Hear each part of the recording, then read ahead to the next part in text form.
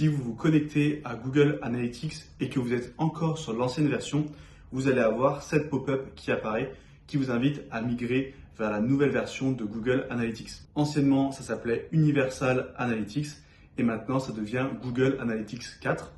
Jusqu'à maintenant, c'était optionnel de migrer, même si on nous prévenait que les données allaient être supprimées. Et bien là, on a une date officielle à partir du 1er juillet 2024.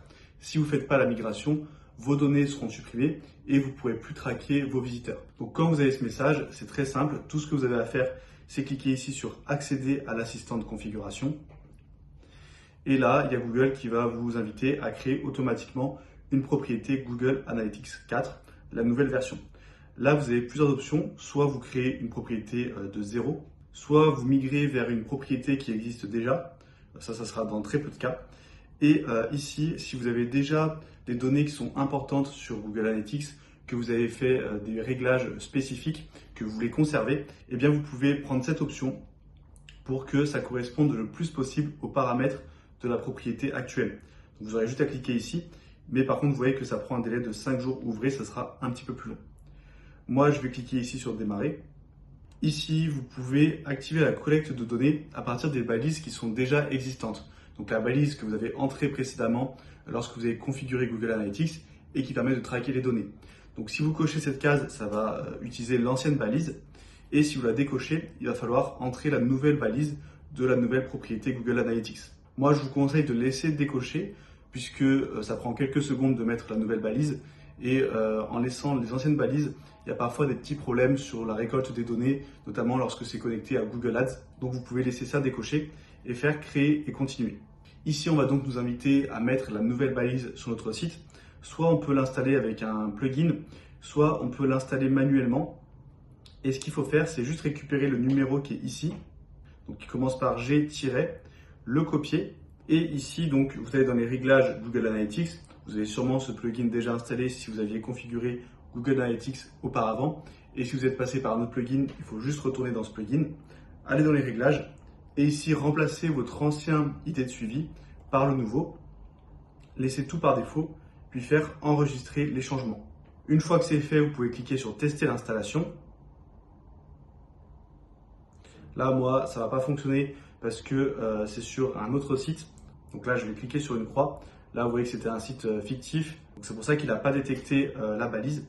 Mais dans tous les cas, vous, ça devrait fonctionner. Ensuite, vous pourrez faire accéder à votre propriété Google Analytics 4. Et ici, vous voyez que vous avez collecté les données du site web et de l'application, qui est l'étape indispensable pour finaliser la configuration. Donc là, vous pouvez aller dans Gérer les flux de données. Ici, vous voyez qu'on n'a reçu aucune donnée au cours des dernières 48 heures. C'est pour ça que l'étape n'est pas validée. Et si je clique dessus, je retrouve ici mon idée de mesure, donc que vous pouvez copier et paramétrer dans WordPress également. Si vous ne l'avez pas fait précédemment ou si ça n'a pas bien fonctionné, vous pouvez le refaire ici. Ce qui est intéressant aussi ici, c'est que dans les réglages, vous pouvez choisir ce que vous souhaitez traquer. Donc vous pouvez traquer par exemple lorsqu'un utilisateur scrolle la page ou bien quand il fait une recherche sur le site ou même ses clics. Ensuite, je fais enregistrer et tout ça sera automatiquement traqué par Google Analytics. Je vais cliquer sur la croix et ce qui va être important que vous fassiez, c'est aller dans Rapport, ici dans l'onglet Temps réel.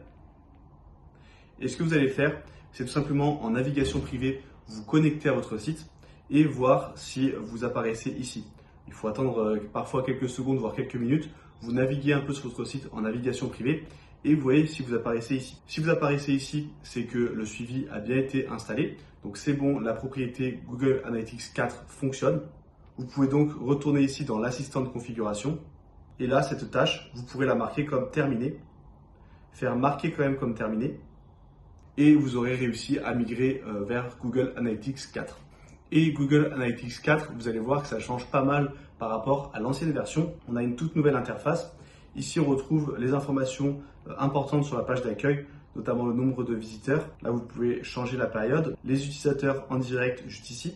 Et ensuite, si je descends, je peux voir les utilisateurs par pays et les pages les plus vues. Ensuite, on a l'onglet Rapport, où là, on va vraiment pouvoir avoir des métriques plus détaillées.